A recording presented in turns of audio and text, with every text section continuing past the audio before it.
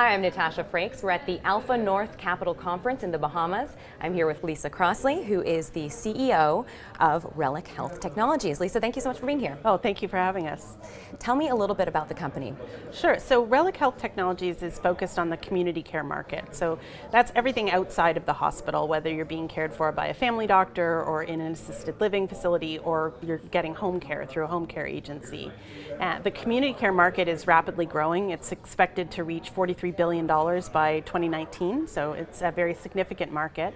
And we're focused on the chronic disease population. So in the developed nations, we spend 80% of our healthcare dollars on the 15 to 20% of the population who have chronic diseases like diabetes, asthma, hypertension, dementia, chronic obstructive pulmonary disease, and congestive heart failure. And those patients are very expensive to care for because they end up with a lot of complications, so they're in the hospital very frequently.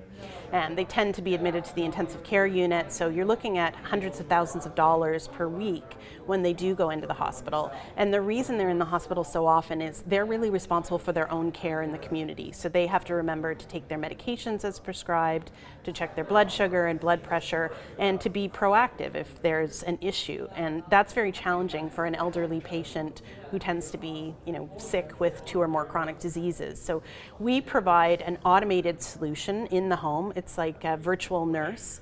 So in the home, the patient will have a 2-way voice technology hub. We often use the Amazon Echo as the central voice technology hub. And then there'll be sensors that are little stickers that go up around the home that allow us to tell where the patient is in space.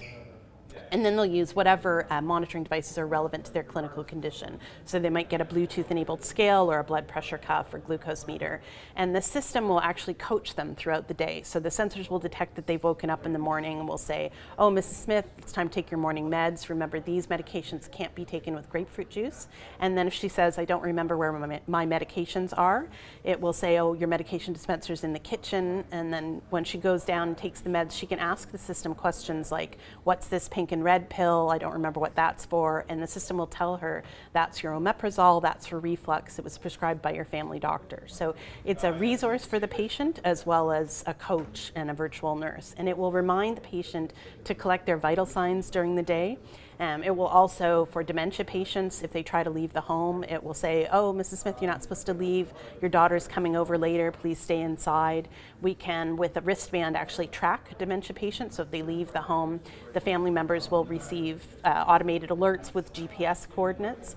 And all of the data that's collected in the home is immediately uploaded to the cloud where the clinical care team and the family have access to it. So if the patient forgets to take 1 dose of their medication, the family members will receive an automated alert. If they miss 2 doses, or if, for example, with a congestive heart failure patient, they step on the scale and their weight has gone up by 2 pounds, we know that indicates they're going into heart failure and there's a fluid load.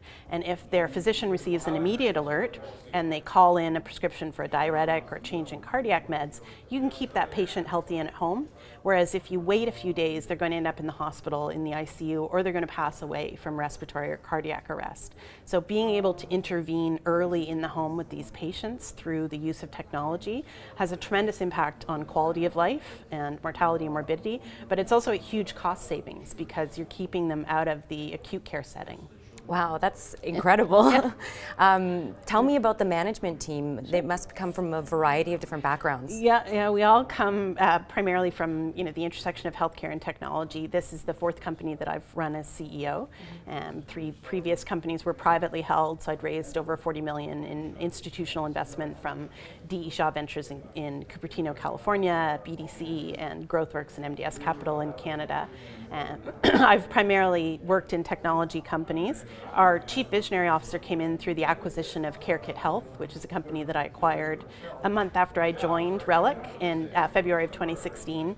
He was the CEO there, and now he's our chief visionary officer. And his background is information technology as well as healthcare. He actually started off early on at Mount Sinai Hospital in Toronto, but he's built a number of successful technology ventures. And our chief technology officer is one of the top 5 cybersecurity experts in the world. So he's really got our patient data locked down and very carefully protected. So we have best-in-class cybersecurity for our patient data, which is critical. Yeah. Yeah, it sounds like it. And what's ahead for you guys? So we actually have hit a couple of key milestones recently. In November of 2017, so just a month and a half ago, we hit our break-even point, and then we added another 2,000 patients to the platform for a total of 6,000 by the end of December 2017, which took us to cash flow positive or profitability.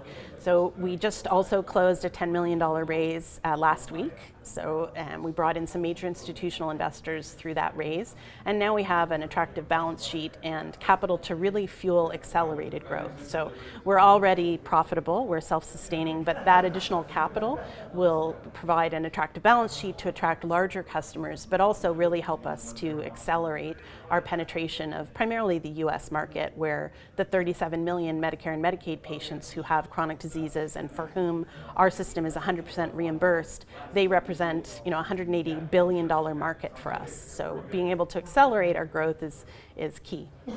What an exciting time for you guys. Lisa, thank you so much for being here. Thank you so much for having me.